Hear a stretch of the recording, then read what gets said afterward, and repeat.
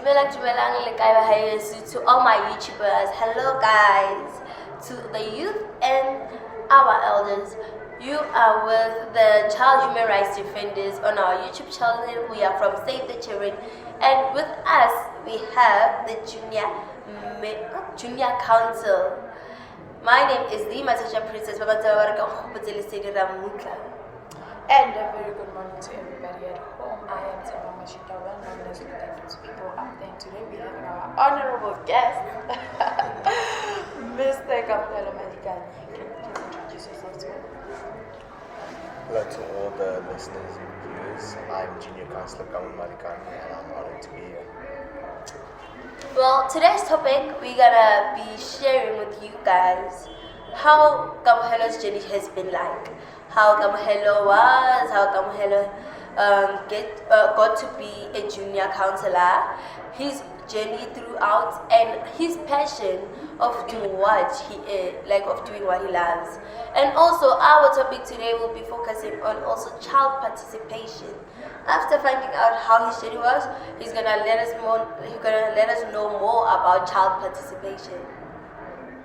Yes, and that's how we're going to be having our day here during this conversation that we're going to be having. So the first question that I would like to ask Mr. Malikane is, on your bio you wrote that you knew from a tender age that you were different. How different were you? Well, I knew that I was different in a sense that I didn't like the things other children liked, and my sense of responsibility settled pretty much at a young age.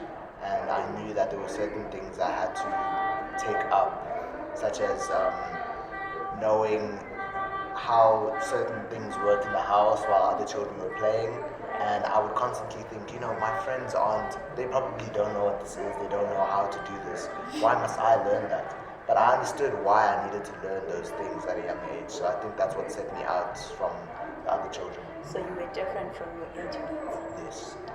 So some people would say that these positions, like junior council, for example, junior mayor, being child of the children's parliament, some people would assume that not a township kid would get into those kind of positions, or they wouldn't have the opportunities to get into those. For example, I'll just say they would think that people who get to those positions are actually considered as snobs or rich kids. So what do you think? Is that true or not?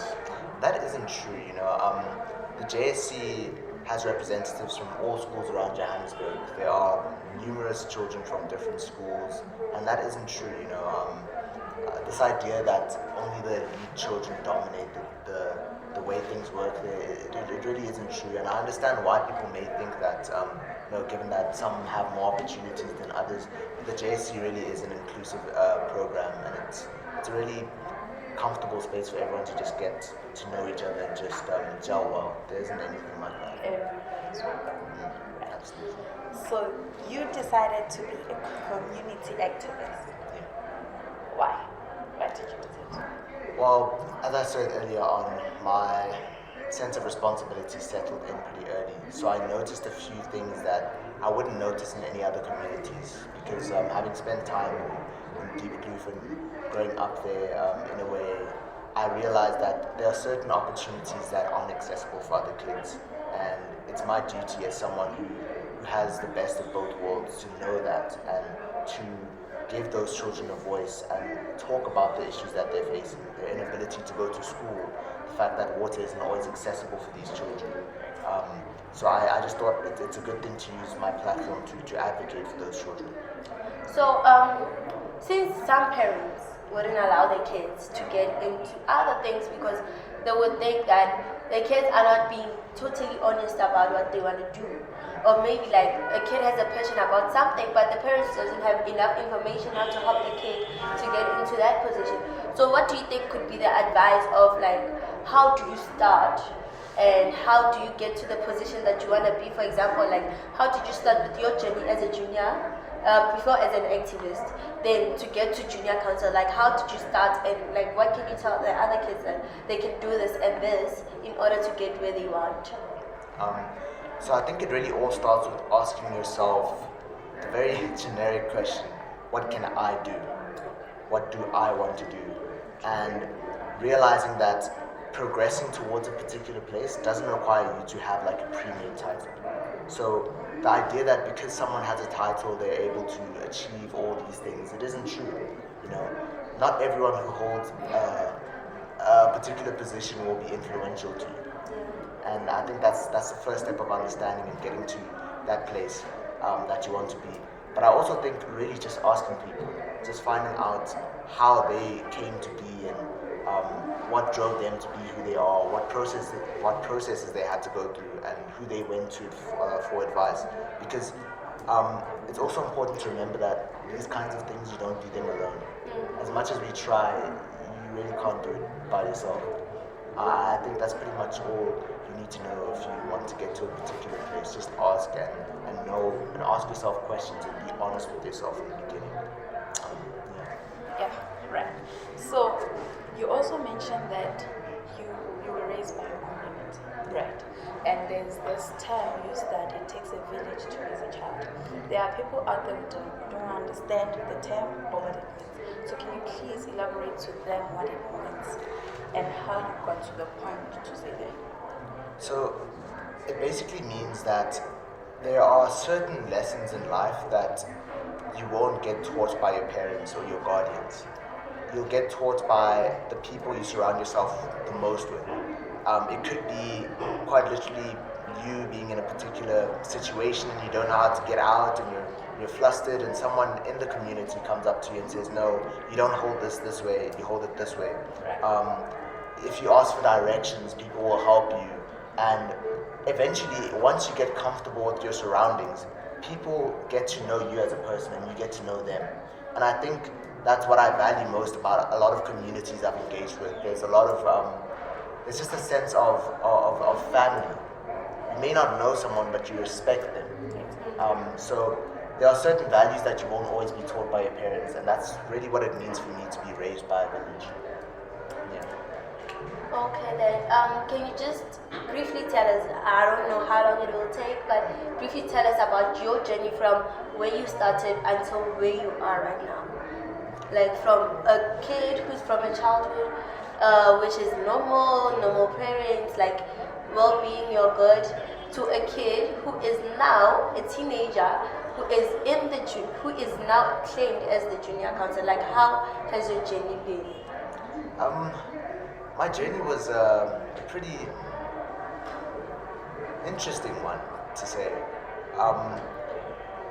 I think it all took off when I had like a rough patch. I think it was around the 6th grade, where I was in a position at school where I forgot it was possible to fail. And I didn't fail, but I got pretty close, and that gave me a wake-up call, because everyone around me, I could feel I was letting people down. And I asked myself, what am I actually doing here? Why did I choose to, what do I actually want to do? Where am I going with this?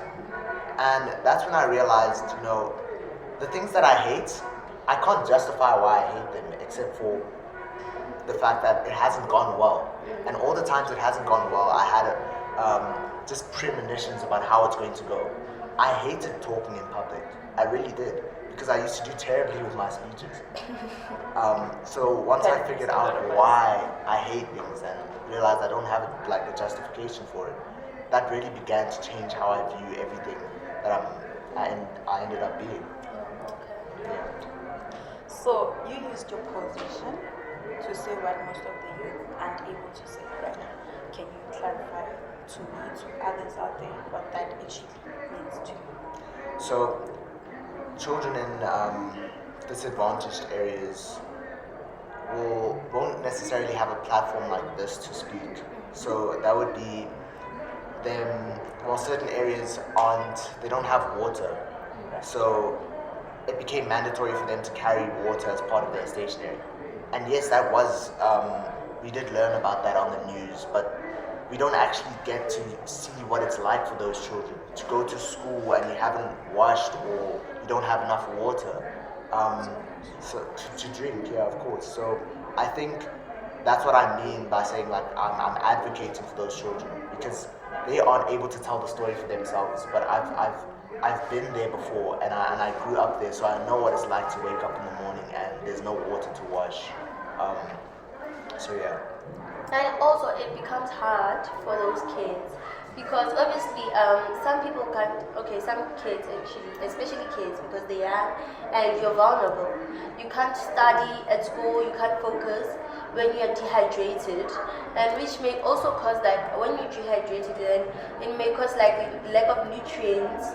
You may have malnutrition just because you're just from a background which is not privileged, and there's nothing you can do because you never know where to reach out or what to say.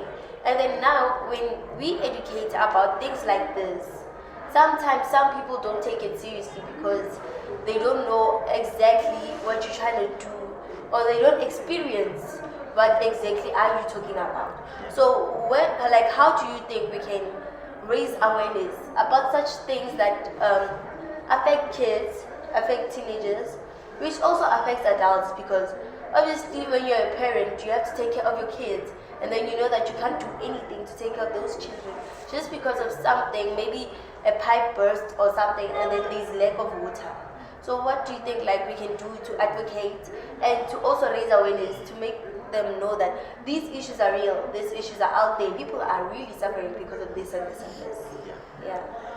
I think it all begins with rethinking and just eliminating the stereotypes surrounded by people who live in informal settlements and just places that aren't as privileged as the ones we live in. Because that's what deters people from going into these environments. So the fact that people just don't want to enter these environments, so they don't actually see it for themselves. So I think people being able to immerse themselves into a community is what's going to change the way they view things. Nothing really hits home when it's on paper. That's what a lot of people don't realize. You can say, building catches fire in Alex, for example. To someone who lives in, I don't know, another place, it doesn't mean anything to them. It just means it's just another building. Yeah. But once they go into Alex, maybe a week afterwards, and they see the burnt building, they see the furniture that's destroyed, people are displaced. Once they see that for themselves, they really get that, they really get to see how tangible it is. And I think that's really the way we should go about changing the way we view these issues. I hope that answers your question. Right, it does. So, to somebody out there, there is a person out there who might be looking at this and feels inspired by it. They want to get where you are and how would you advise them? I would honestly ask them to talk to the people at their school. Just speak to people, and before you speak to those people, be fairly clear on where it is you see yourself. I'm not saying you need to have it figured out, but have a general idea of what you want to be in terms of the kind of person you are. So know what you do and don't stand for. Because when you're clear on that, I think everything else is much easier to navigate. So really, the one key takeaway from that is just speak to people. Really speak to people and don't be afraid to. Well, if you have, but if you want to achieve a lot of things in life, you want a real career, you want a side career, you want a hustle, same time you want a hobby.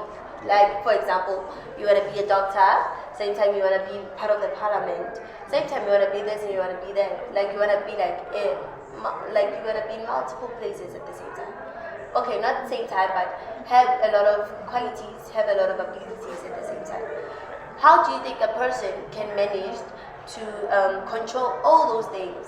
To control, even though I have a career which is solid, but I also want to do this, how do you think a person can manage the two between, even though they are both serious? Because they will take that thing as serious as it is, because that's what they have passion for. So if they have passion for multiple things, how do you think they can manage all those things, to do those things separately, and to also manage their life and maintain it? Well, I'd say it takes in terms of managing it, I think it's being honest with yourself and saying, am I really, really, really, really passionate about this? And once you figure that out, I think navigating and sorting where everything is in your schedule becomes a lot easier. So if you're involved in something at 4 and you have something else at 6, in that buffer zone, really just ask yourself, okay, just center yourself and say, what am I going to do in the next 2 hours? What am I going to talk about? Because I think when you're passionate about something, it's a lot easier to know what you're going to do when you enter that situation. But on top of that, I think in terms of navigating it, know that you're going to fail at some point, and don't be afraid to. Because it's worse to not try so that you don't fail than to try and fail. It always works like that. So when you're engaged in a lot of things you're passionate about, when you fail, it's going to hurt. But your ability to move on from that is what really, really, really helps you manage everything. Right. So out there, wherever people are looking at, they would say, I would only respect a person that respects me back, right? From your side, does respect take you far? Respect really, really does take you far. How? It takes you far in that the way you treat people is a reflection of yourself when no one's watching. Right. The kind of person you are when the doors are closed, when the lights are off. The way you treat other people, you may not always see it, but it's a reflection of who you are. So if you're running for something or you're doing something that you aren't necessarily sure of, but it intimidates you, and there are people who are serious and professional that you need to deal with. They are trained and they know how to read people. They understand the psychology of how people think and how they engage with each other. So being able to show the utmost respect and not expect anything back will never be you taking a loss. It'll be you reflecting the best image of yourself. You're promoting yourself when you're respectful to other people. That's how I would like to view it. Well, since our other subject today is child participation, can you tell me what do you think child participation in your own words is? Like, what does it mean? I would say it's children's ability to figure out how they can contribute to anything it is, like their community. How can we as children sort out the issues we're facing at the creche, the primary school? I think that's essentially what child participation means, and just getting a rally from all other children in terms of a particular cause. Right. And from your side, do you think that child participation is important? Yes, I really, really do think it's important, because it develops your ability to not only communicate with people, but deal with people from a young age. And I think as a child, we have lots of opportunities to be secluded from the world. And that our parents are always there for us when we don't know how to deal with certain things. Our parents show us the way to go about it, but there are certain things that you're going to learn dealing with other people that you won't always see eye to eye. And I think child participation is something that aids that, discovering that other people will frustrate you, and knowing how you need to go about that in the future. So I do think it's important. Since you're so passionate about sports, and we read that in your bio, how do you think kids who are from places where there are not a lot of sports, like for example, Alexandra does have like some sports, tennis courts and everything, but those sports are not active. So how do you think kids who are passionate about sports can actually participate in those sports, even though, and also how can they participate in sports which like are not available but they are passionate about? Well, I think in terms of getting the sports available first, it would be a matter of speaking to the schools themselves and asking what is actually being done in terms of, I don't know, getting a soccer field or getting more soccer balls for when we're at PE. I think that's pretty much what it takes. The one individual child to say, no, I want to play soccer at PE. I think other children would also want to play soccer at PE. What can I do? And the second thing is, it's about noticing the unity that comes with sport. You can sports has done miraculous things not only for our country, but just for the way people engage with each other.